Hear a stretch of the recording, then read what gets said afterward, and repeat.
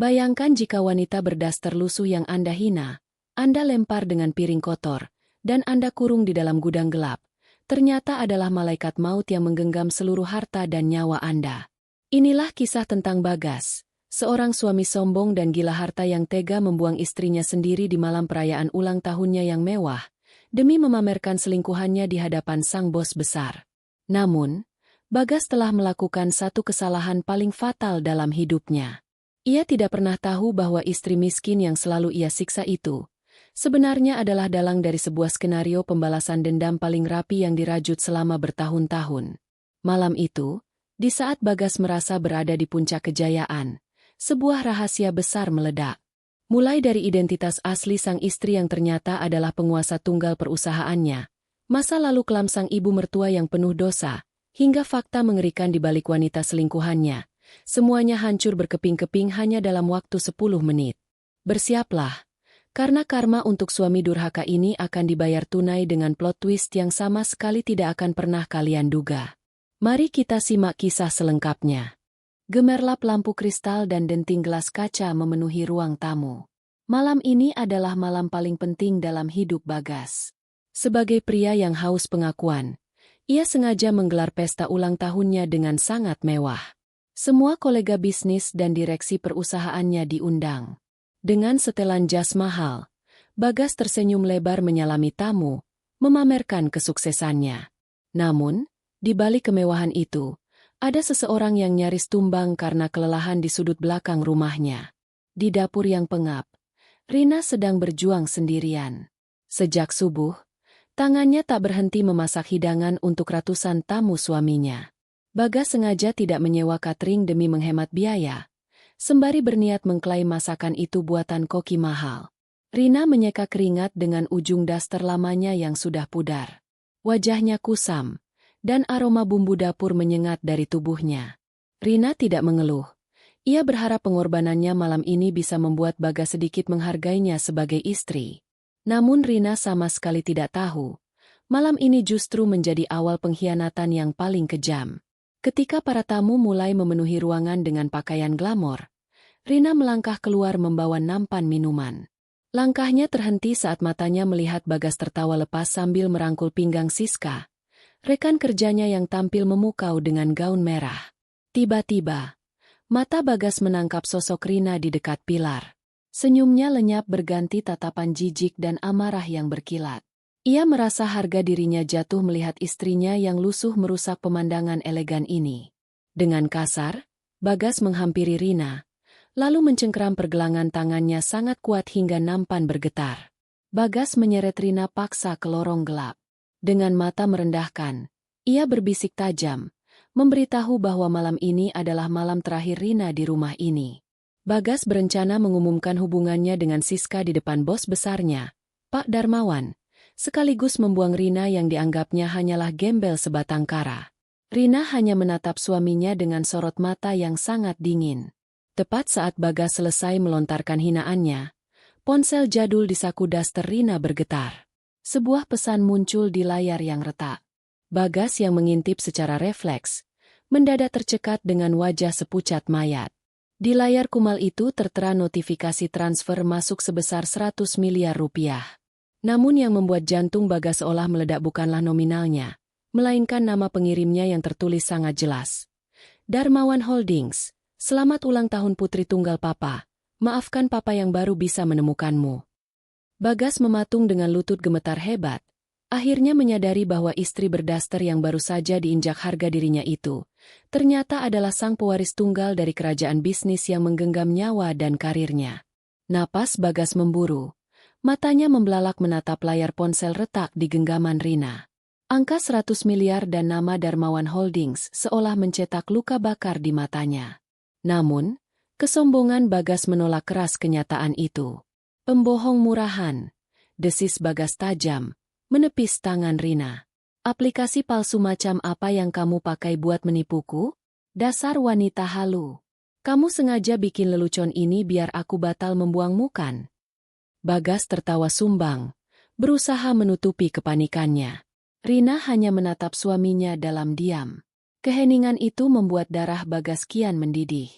Merasa dipermainkan, Ia menarik kerah daster Rina dengan beringas, lalu menyeret istrinya semakin jauh ke area belakang rumah. Bagas menendang pintu gudang yang lembab. Tanpa ampun, ia mendorong tubuh Rina hingga tersungkur ke lantai semen yang dingin. Tidak berhenti di situ, Bagas mengambil piring kotor berisi sisa makanan dari dapur, lalu melemparnya tepat ke hadapan Rina. "Diam di gudang. Jangan bikin malu," bentak Bagas dengan urat leher menegang. "Makan sisa sampah itu dan jangan berani keluar selangkah pun sampai pestaku selesai. Aku tidak mau mata Pak Darmawan kotor melihat gembel sepertimu." Klik. Bagas mengunci pintu gudang dari luar, mengurung istrinya dalam kegelapan. Ia lalu merapikan jasnya, memasang kembali topeng pria sukses, dan melangkah ke ruang utama seolah tidak terjadi apa-apa. Di ruang tamu, suasana semakin meriah. Siska langsung menyambut Bagas dengan gelendotan manja.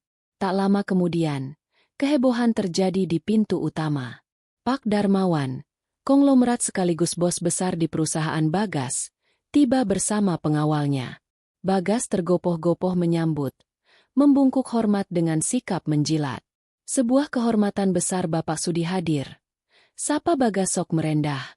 Begitu sang bos dipersilakan mencicipi hidangan utama, Siska dengan cepat mengambil alih. Ia menyendokkan semangkuk sup yang aromanya amat menggugah selera. Siska tersenyum manis. "Silakan dicicipi, Pak. Ini sup spesial yang saya masak sendiri sejak subuh khusus untuk merayakan ulang tahun Mas Bagas." Bagas tersenyum mengiyakan kebohongan Siska. Pak Darmawan menyendok kuah sup itu perlahan ke dalam mulutnya.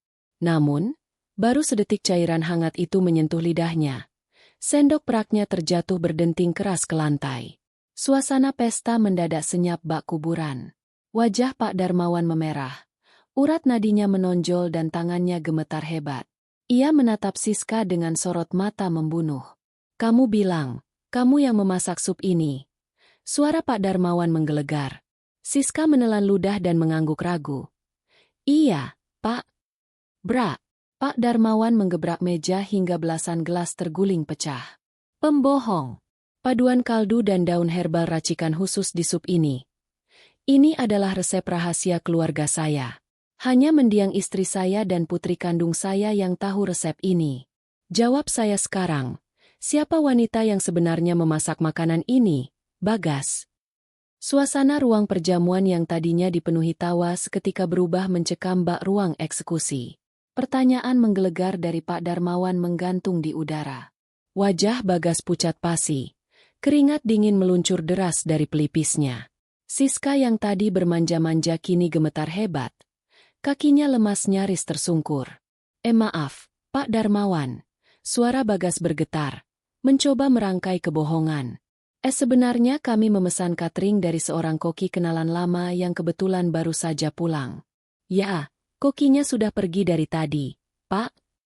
Bagas tertawa hambar. Sangat berharap bos besarnya itu mempercayai bualannya. Namun, tatapan Pak Darmawan justru semakin tajam. Konglomerat tua itu bukanlah orang bodoh yang mudah ditipu. "Koki kenalan lama?" desisnya dengan nada mematikan. Ia memberi isyarat tangan, dan dalam hitungan detik, 4 pengawal berjas hitam maju mengepung meja Bagas. "Dengar baik-baik. Resep itu menggunakan paduan herbal yang hanya tumbuh di pekarangan villa pribadi keluarga saya. Tidak ada koki di dunia ini yang bisa meraciknya selain darah daging saya sendiri. Jika kamu tidak membawa orang yang memasak sup ini sekarang juga, saya pastikan kariermu hancur tak bersisa malam ini juga." Di tengah kepanikan itu, Bagas menatap beringas ke arah Bei Inah, asisten rumah tangganya yang berdiri gemetar di sudut ruangan, memberinya isyarat mata untuk ikut berbohong. Namun, tekanan aura mengintimidasi dari sang bos besar membuat pertahanan Bei Inah hancur. Wanita tua yang sedari tadi menangisi nasib majikannya itu tiba-tiba berlutut sambil terisak keras. "Ampun, Tuan Besar, ampun." Tangis Bei Inah memecah keheningan. Bukan perempuan bergaun merah itu yang memasak. Semua makanan mewah ini dimasak sendirian oleh Nyonya Rina, istri sah dari Tuan Bagas. Bagas menggeram marah dan hendak melangkah maju memukul Bei Inah. Namun 2 pengawal dengan sigap meringkus lengannya, menekannya kuat hingga Bagas berlutut paksa di lantai. Pak Darmawan melangkah mendekat, suaranya melembut. "Di mana Rina sekarang? Tolong panggilkan dia ke sini." Bei Inah semakin menangis histeris. "Nyonya Rina tidak bisa dipanggil, Pak." 10 menit lalu, Tuan Bagas menyeretnya dengan sangat kasar, melemparnya dengan piring kotor sisa makanan, dan menguncinya paksa di dalam gudang belakang. Mendengar perlakuan kejam itu, rahang Pak Darmawan mengeras. Amarahnya meledak tak tertahankan. Ia langsung memerintahkan pengawalnya menyeret Bagas ke belakang rumah. Sepanjang lorong, Bagas meronta histeris, memohon ampun sambil terus memfitnah istrinya. "Jangan ke sana, Pak. Rina itu tidak waras. Dia wanita pembohong," teriaknya panik. Namun, tepat ketika mereka tiba di depan pintu gudang yang terkunci rapat itu, ponsel satelit pribadi Pak Darmawan, nomor darurat rahasia yang hanya diketahui oleh putri kandungnya, mendadak berbunyi nyaring. Pak Darmawan menekan tombol terima dengan tangan bergetar. Detik itu juga, sebuah suara tenang nan mematikan terdengar serempak dari balik kayu pintu gudang yang gelap sekaligus menggema keras dari pengeras suara ponsel sang konglomerat. "Sudah puas mencicipi supnya, Papa? Sekarang, tolong dobrak pintunya dan hancurkan laki-laki brengsek ini ke dasar neraka." Suara dari seberang telepon dan dari balik pintu gudang itu seolah menghentikan putaran waktu. Ponsel di tangan Pak Darmawan terlepas, jatuh membentur lantai dengan suara nyaring yang mengiris kesunyian. Tanpa menunggu perintah 2 kali, 2 pengawal bertubuh kekar langsung menendang pintu kayu gudang tersebut dengan tenaga penuh. Brak! Pintu reot itu hancur berantakan. Debu mengepul dari dalam ruangan yang gelap dan berbau apek.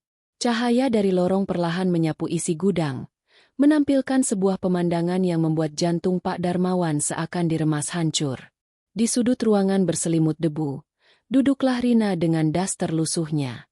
Di dekatnya, tergeletak piring kotor berisi sisa makanan yang sengaja dilemparkan suaminya sendiri. Melihat darah dagingnya diperlakukan lebih rendah dari binatang, pertahanan sang konglomerat runtuh seketika.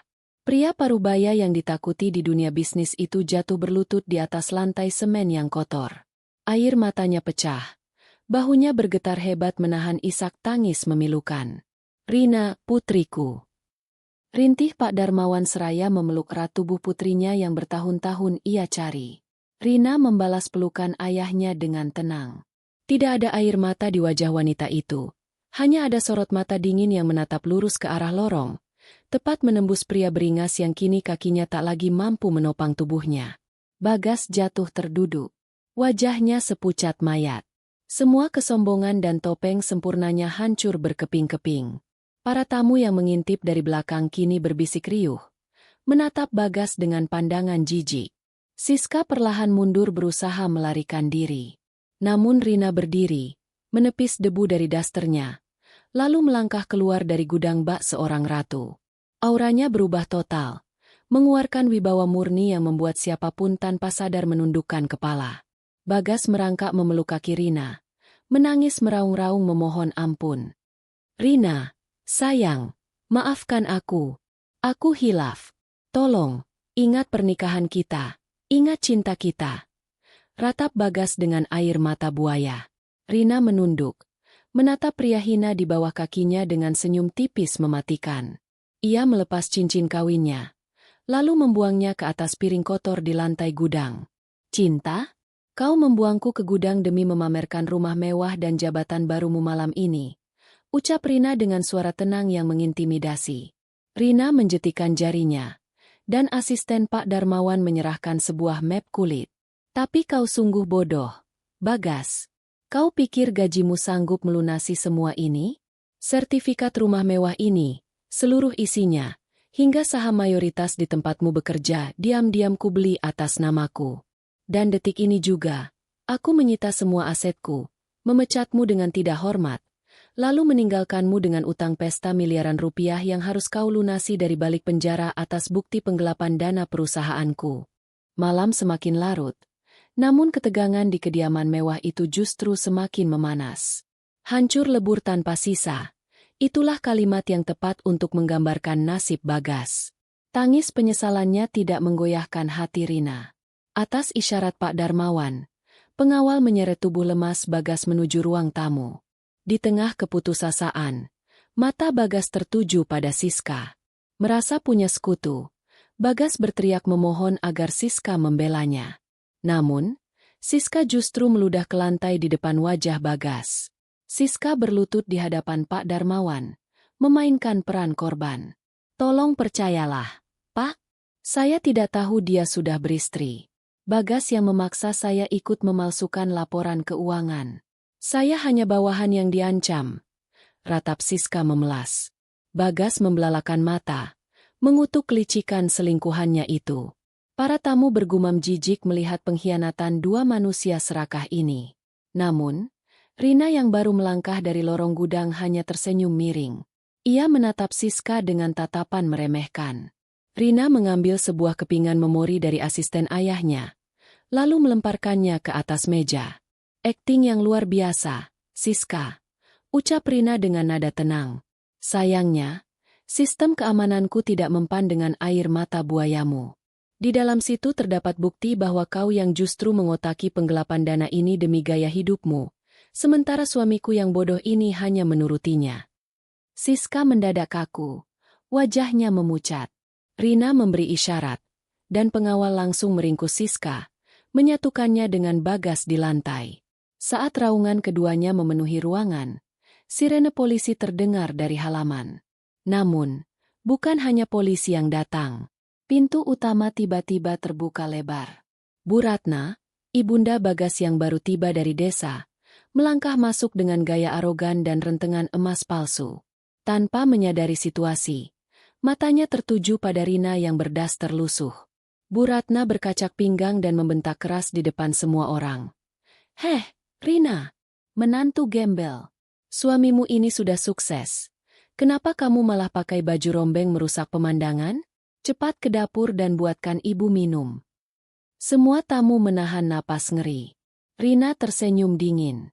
Pak Darmawan melangkah ke bawah terang lampu kristal. Begitu melihat wajah sang konglomerat, tubuh Bu Ratna gemetar hebat hingga tasnya terjatuh.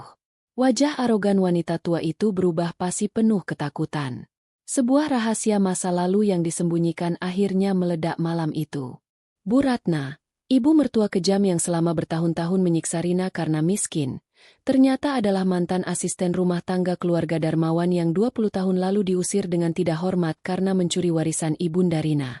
Dan kini, takdir membawanya kembali hanya untuk menyaksikan anak laki-lakinya dihancurkan oleh putri kandung dari majikan yang dulu ia rampok. Wajah Bu Ratna yang tadinya dipenuhi kesombongan kini memucat pasi seputih kapas.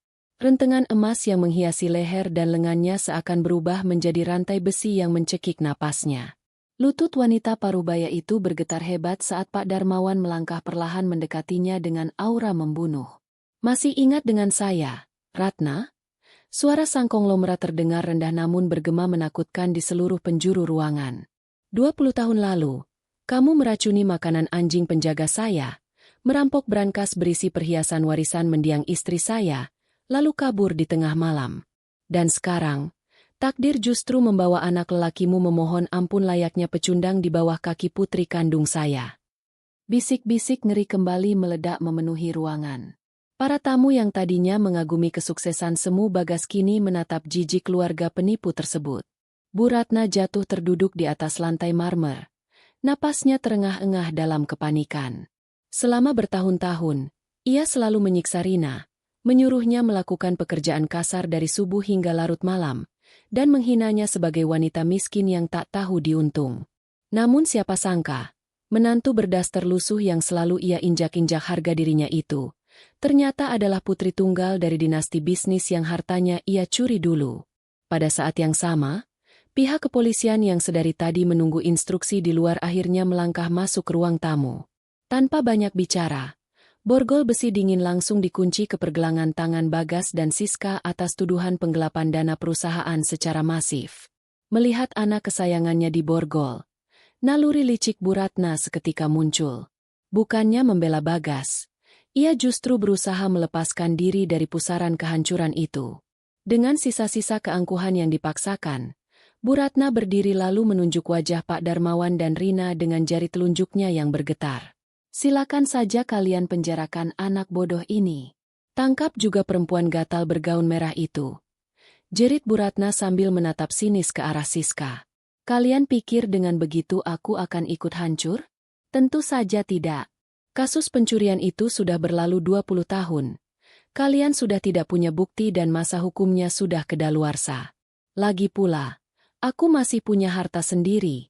Berhektar-hektar sawah, kebun sawit, dan rumah paling mewah di kampung. Aku tidak akan pernah menjadi miskin gembel seperti yang kalian harapkan. Bu Ratna tertawa nyaring, mencoba memamerkan kesombongannya di detik-detik terakhir. Namun, tawa sumbang itu tiba-tiba terhenti oleh suara isak tangis memilukan dari bawah kakinya. Bagas yang sedari tadi menunduk lesu dengan tangan terborgol, perlahan menatap ibunya dengan wajah berlumuran air mata dan keputusasaan yang sangat pekat. "Ibu!" panggil Bagas dengan suara serak yang bergetar hebat. Sawah, kebun, dan rumah ibu di kampung semuanya sudah habis. Mata Bu Ratna melotot sempurna seolah bola matanya akan melompat keluar. "Apa maksudmu, Bagas?" bentaknya panik. Dengan bibir gemetar, Bagas memberikan pukulan telak yang seketika menghancurkan sisa kewarasan ibunya. "Bulan lalu, aku memalsukan tanda tangan ibu untuk menggadaikan semua sertifikat tanah itu ke rentenir gelap. Uangnya kugunakan untuk membayar uang muka rumah ini demi pamer, dan membelikan Siska mobil mewah sport. Dan malam ini, rentenir itu pasti sedang menyita paksa rumah ibu di kampung." Mendengar pengakuan anak kandungnya sendiri, Bu Ratna menjerit histeris sejadi-jadinya, merobek baju dan kalungnya sendiri sebelum akhirnya jatuh pingsan tak sadarkan diri. Ibu dan anak itu hancur lebur di tangan keserakahan mereka sendiri. Sirene mobil patroli polisi memecah keheningan malam, membawa Bagas dan Siska pergi dari rumah mewah yang sempat menjadi saksi bisu kesombongannya. Pesta ulang tahun yang seharusnya menjadi puncak kejayaan Bagas, kini berakhir menjadi panggung kehancuran yang sangat hina. Di kantor polisi, udara terasa begitu dingin dan mencekam. Setelan jas mahal yang dipakai Bagas kini tampak kusut dan kotor, sejalan dengan harga dirinya yang sudah rata dengan tanah. Ia duduk gemetar di ruang interogasi, menatap kosong ke arah borgol besi yang mengunci pergelangannya. Di ruangan sebelah, terdengar jeritan Siska yang terus-menerus menyangkal keterlibatannya, menangis dan menyalahkan Bagas atas segala manipulasi data keuangan di perusahaan Darmawan Holdings. Keesokan paginya, matahari bersinar terik, namun dunia Bagas terasa semakin gelap. Pengacara kelas atas utusan Pak Darmawan telah menyerahkan tumpukan bukti penggelapan dana yang tak terbantahkan. Ancaman hukuman 15 tahun penjara sudah menanti di depan mata. Di tengah keputusasaan yang mencekik dada, pintu ruang besuk terbuka. Rina melangkah masuk dengan setelan blazer elegan, sangat kontras dengan daster lusuh yang ia kenakan semalam. Auranya dingin, mengintimidasi, dan tak tersentuh. Bagas langsung menghambur ke jeruji besi, menangis tersedu-sedu meratapi nasibnya. Ia bersujud memohon agar Rina memaafkannya, menarik laporannya, dan memberinya satu kesempatan terakhir untuk memperbaiki semuanya. Belum sempat Rina merespons tangisan buaya itu, seorang polisi membawa Siska melewati lorong ruang besuk tersebut. Melihat Rina berdiri di sana, Siska tiba-tiba meronta dan menjatuhkan dirinya ke lantai. Dengan wajah penuh air mata dan riasan yang berantakan, Siska memainkan kartu truf terakhirnya. "Nyonya Rina, saya mohon ampun. Penjarakan saja Bagas. Tapi tolong bebaskan saya. Saya tidak pantas membusuk di penjara karena saat ini, saya sedang mengandung anak kandung Bagas." Teriak Siska histeris sambil memegangi perutnya. Mendengar pengakuan itu, Bagas terbelalak kaget. Namun sedetik kemudian secercah harapan licik justru muncul di otaknya. Bagas ikut memohon, menggunakan bayi itu sebagai tameng. "Rina, kumohon, hukum aku. Tapi jangan penjarakan ibu dari anakku. Bukankah kau wanita yang penyayang? Tolong, kasihani darah dagingku." Alih-alih marah, terluka, atau tersinggung, Rina justru tersenyum sangat manis.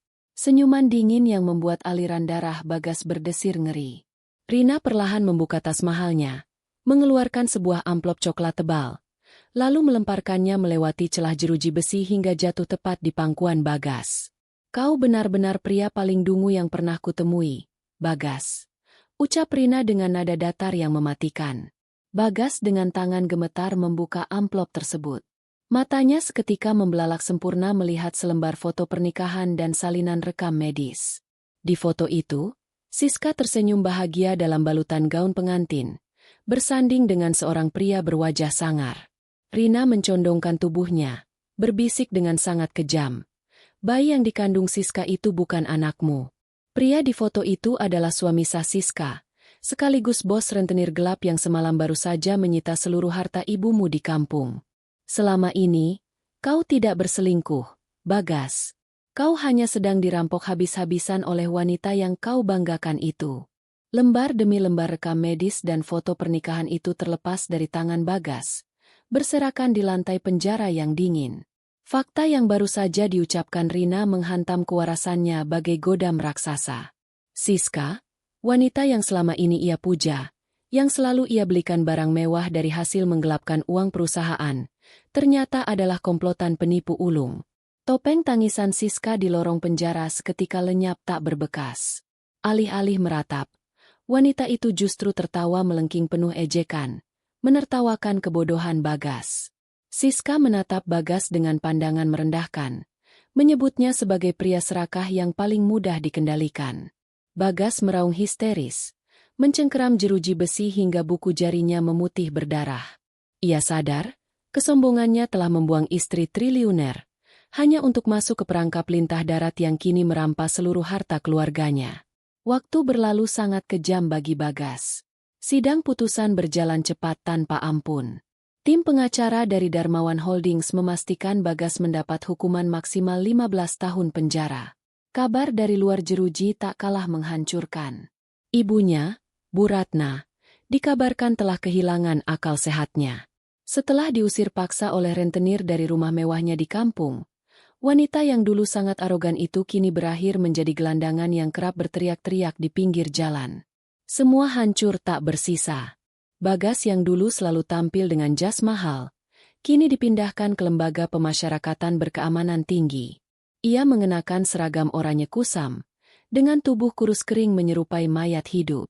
Di hari pertama kepindahannya ke sel permanen, seorang sipir melemparkan sebuah amplop ke arah Bagas.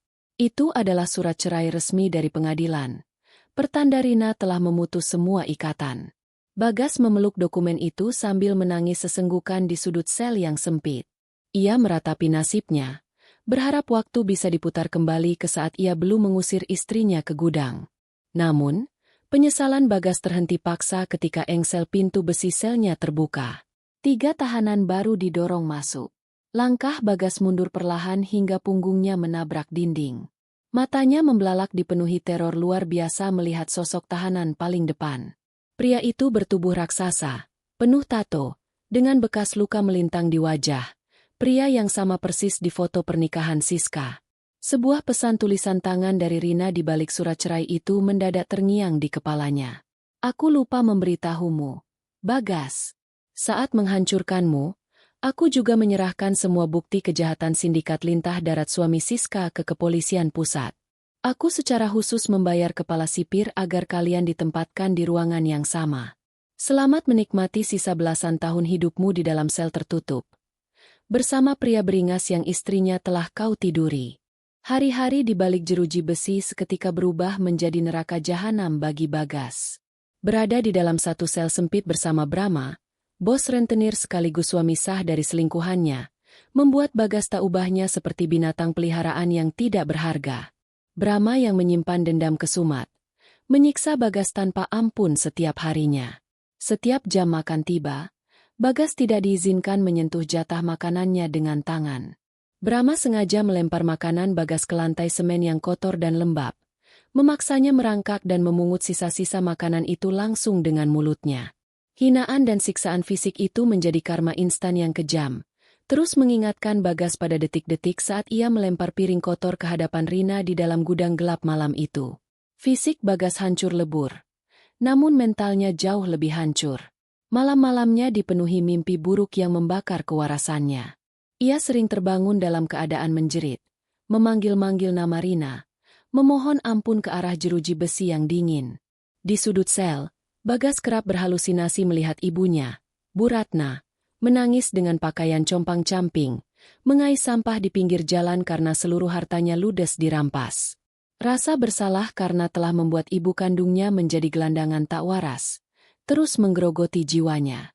Bagas merasa dirinya adalah manusia paling hina. Ia sangat berharap kematian segera menjemputnya untuk mengakhiri siksaan yang tak berkesudahan ini. Suatu siang, di ruang rekreasi tahanan yang dijaga ketat, televisi tabung di sudut ruangan menyiarkan sebuah wawancara eksklusif. Mata Bagas yang bengkak dan lebam langsung tertuju pada layar. Di sana, tampak Rina tampil memukau, anggun, dan berkelas, berdiri meresmikan sebuah yayasan panti asuhan mewah. Wartawan mengerubungi Rina, menanyakan rahasia di balik keberhasilan Darmawan Holdings yang baru saja menyita banyak aset perusahaan dan memberantas sindikat lintah darat dalam satu malam. Rina tersenyum ke arah kamera. Sebuah senyuman sedingin es yang membuat napas Bagas tercekat karena tatapan itu seolah menembus layar televisi dan langsung menusuk jantungnya. Di tengah riuhnya kilat kamera jurnalis, seorang wartawan bertanya bagaimana Rina bisa membongkar perselingkuhan suaminya dan kejahatan rentenir itu tepat di malam ulang tahun yang sama. Jawaban Rina keluar dengan nada tenang namun sukses mengguncang seisi ruang tahanan. Malam ulang tahun itu bukanlah sebuah kebetulan, ucap Rina elegan. Semuanya sudah saya rencanakan sejak 6 bulan yang lalu. Saat saya tahu dia berselingkuh, saya tidak marah. Saya justru diam-diam mengakuisisi sindikat lintah darat tersebut, lalu memanipulasi selingkuhannya agar membujuk mertua saya menggadaikan seluruh hartanya ke perusahaan rentenir yang kini adalah milik saya. Bagas jatuh berlutut di depan televisi dengan tubuh gemetar hebat, menyadari dengan ngeri bahwa kedoknya tidak pernah terbongkar secara tak sengaja. Rina telah mengetahui semuanya sejak awal, merajut jebakan mematikan itu benang demi benang dengan sempurna, dan membiarkan Bagas menghancurkan hidupnya serta ibunya sendiri dengan kesombongannya yang buta. 5 tahun berlalu sejak malam perayaan ulang tahun yang menjadi awal kehancuran itu. Di dalam ruang isolasi khusus lembaga pemasyarakatan, Bagas duduk menatap kosong ke arah dinding yang berjamur. Tubuhnya kini tinggal tulang pembalut kulit, rambutnya memutih, dan tatapan matanya menyiratkan kekosongan jiwa yang absolut. Siksaan fisik dari Brahma setiap harinya telah merenggut seluruh sisa kewarasan dan harga diri yang dulu sangat ia banggakan. Hari ini, untuk pertama kalinya dalam 5 tahun, seorang sipir memanggil namanya untuk sebuah jadwal kunjungan. Dengan langkah terseok-seok dan rantai yang bergemerincing di kakinya, Bagas digiring menuju ruang tamu pembesuk. Di seberang meja kaca, duduklah Rina. Wanita itu tampil semakin memukau dengan setelan jas putih sutra, memancarkan aura penguasa absolut yang tak tersentuh. Melihat wanita yang telah menghancurkan hidupnya, Bagas tidak lagi memiliki tenaga untuk marah. Ia menempelkan telapak tangannya yang gemetar di kaca pembatas. Air matanya menetes pelan. "Kamu menang, Rina." Suara Bagas terdengar sangat serak dan parau, nyaris seperti rintihan keputusasaan. Tapi ada satu hal yang terus menghantuiku selama 5 tahun di dalam neraka ini. Kenapa? Kalau kamu memang pewaris tunggal konglomerat yang kaya raya, kenapa kamu repot-repot menyamar menjadi istri miskin yang rela kusiksa bertahun-tahun? Kenapa kamu membuat drama ayah miliarder yang tiba-tiba datang mencarimu malam itu? Kenapa tidak langsung membuangku saja sejak awal? Rina menatap mantan suaminya dengan keheningan yang membekukan darah. Perlahan, senyum dingin nan mematikan itu kembali terukir di bibir merahnya. Ia mendekatkan wajahnya ke celah interkom kaca. Suaranya mengalir sangat tenang, namun setiap suku katanya bagaikan pisau beracun. Karena jika aku hanya menceraikanmu secara wajar, kau tidak akan pernah merasakan sakitnya jatuh hancur berkeping-keping dari puncak tertinggi kesombonganmu, Bagas. Rina menjeda kalimatnya, membiarkan keheningan mencekik leher pria di depannya. Dan soal ayah miliarder itu, tahukah kamu bagian paling mengejutkan dari semua sandiwara ini? Bagas menahan napas. Jantungnya berdegup tak karuan melihat kilat mata Rina yang menggelap. Pria tua yang datang malam itu, yang membuatmu bersujud memohon sambil menjilat kakinya, bukanlah ayahku.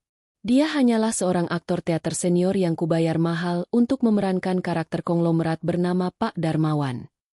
Wajah Bagas pias ketika. Napasnya tercekat seolah ada tangan tak kasat mata yang mencekik kerongkongannya.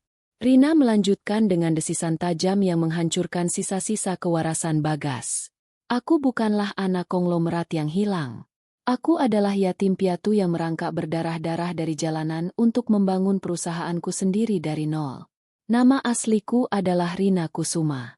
Apakah kau ingat nama keluarga Kusuma, Bagas? 10 tahun yang lalu, kau menggelapkan seluruh uang sebuah perusahaan kayu kecil untuk modal awal kariermu, membuat pemiliknya hancur, bangkrut, disita rentenir, dan akhirnya memilih gantung diri di dalam gudang gelap tempat kerjanya. Pemilik perusahaan kayu itu adalah ayah kandungku. Bagas menjerit tertahan. Matanya melotot seakan mau pecah keluar dari rongganya. Seluruh tubuhnya kejang oleh teror penyesalan yang luar biasa. Ia baru menyadari bahwa ia tidak sekadar menghina istrinya ke dalam gudang, melainkan telah mengundang malaikat mautnya sendiri ke dalam rumahnya sejak bertahun-tahun lalu. Rina berdiri dengan anggun, merapikan kerah jasnya, lalu berbalik pergi meninggalkan ruangan itu. Meninggalkan Bagas yang kini meraung-raung memukul-mukul kepalanya sendiri ke meja kaca, tenggelam dalam kegilaan dan penyesalan abadi di balik jeruji besi. Nah sahabat semua, itulah akhir dari kisah pembalasan dendam Rina yang sangat elegan dan tak terduga. Siapa sangka, karma itu tidak hanya datang dari langit, tapi bisa datang langsung dari orang yang selama ini diam-diam tidur di sebelah kita. Bagaimana menurut kalian tentang ending cerita ini? Apakah plot twist tadi cukup mengejutkan? Dan apakah perbuatan Bagas memang pantas mendapatkan semua siksaan mental itu? Coba dong tulis pendapat dan luapkan emosi kalian di kolom komentar di bawah. Terima kasih banyak sudah menemani aku bercerita dan mendengarkan sampai akhir. Jangan lupa tinggalkan jejak dengan klik tombol like, share ke teman-teman kalian, dan pastikan sudah subscribe agar kita bisa terus bertemu di cerita-cerita kehidupan nyata yang tak kalah seru selanjutnya. Sampai jumpa di video berikutnya. Dan salam sehat selalu.